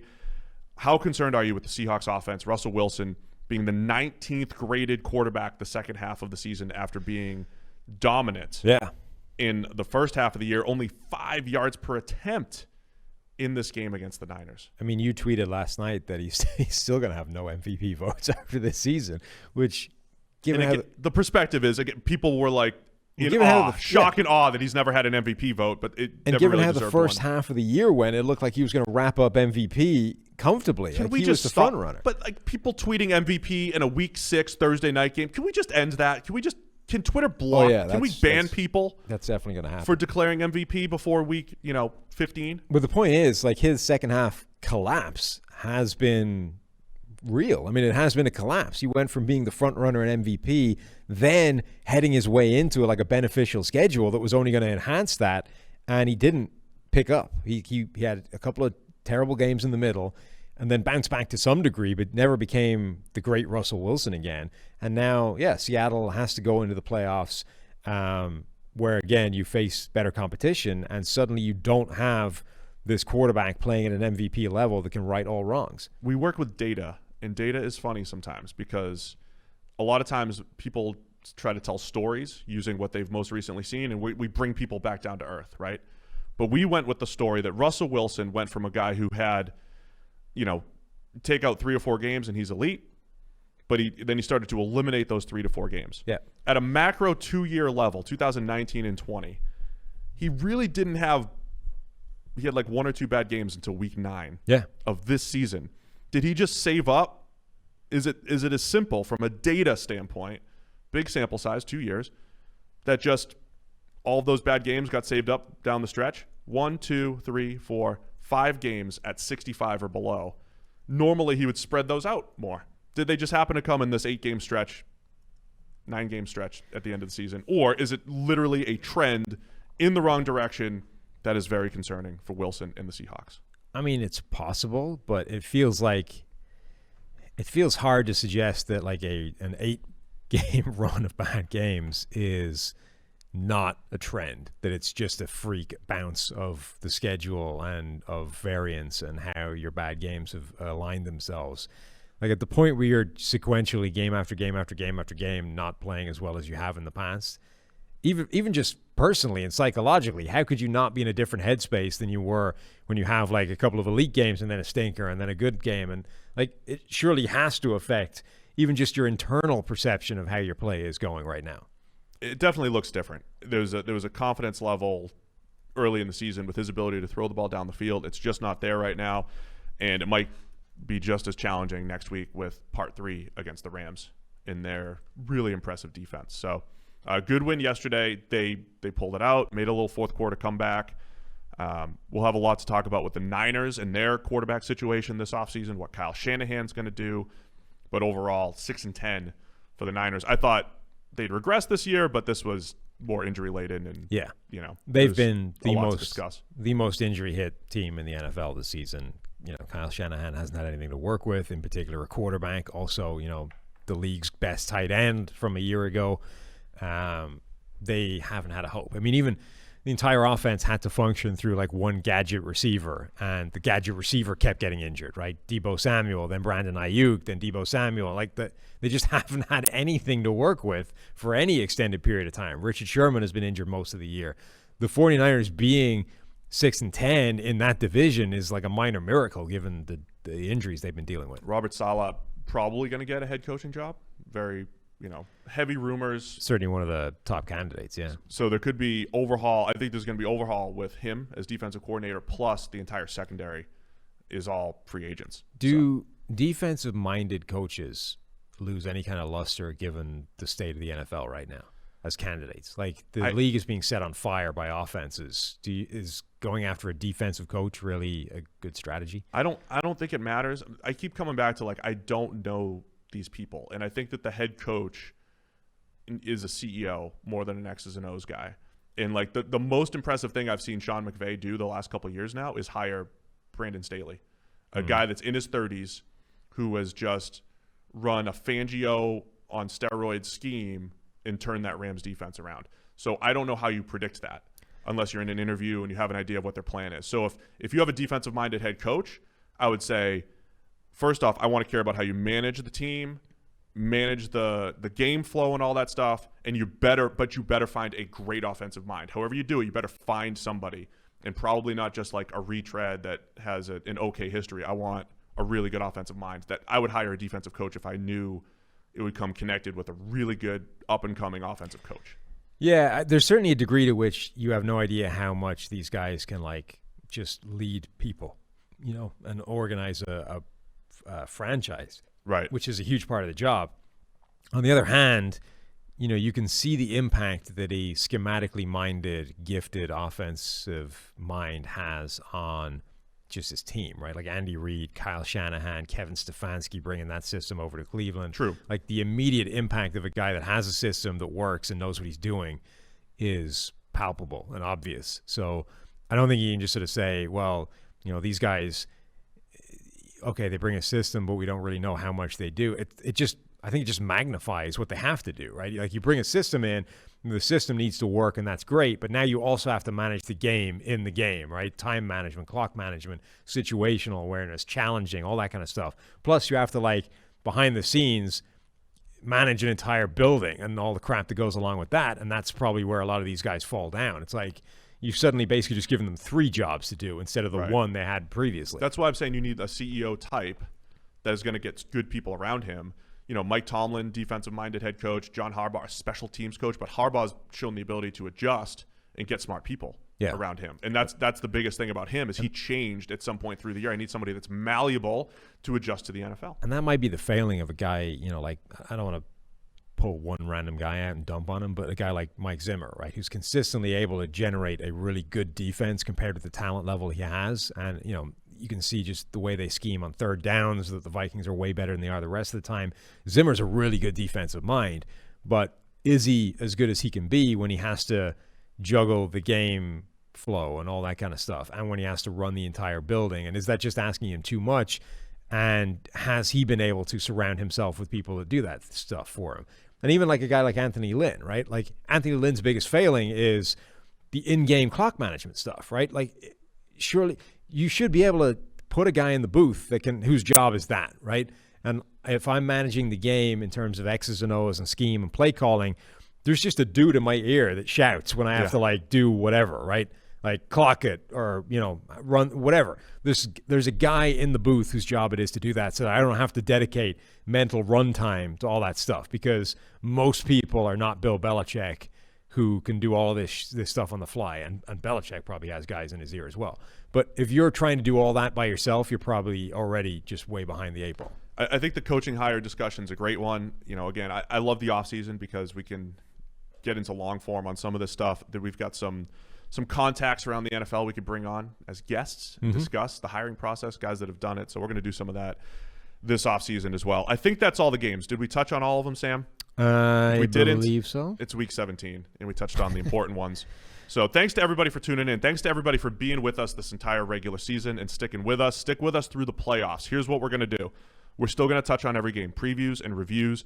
But for the teams that are not in the playoffs, or those that are still, it's free agency time. It's draft time. We are getting into off-season mode. So we're going to have more and more free agency talk, team building talk, a little bit of draft discussion. We'll talk about the quarterbacks very, very shortly.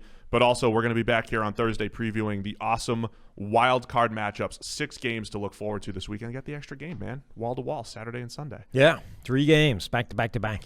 So we'll get into all the previews Thursday, and we'll start to touch on a little bit of off-season team building stuff. Thanks to everybody for tuning in. See you Thursday.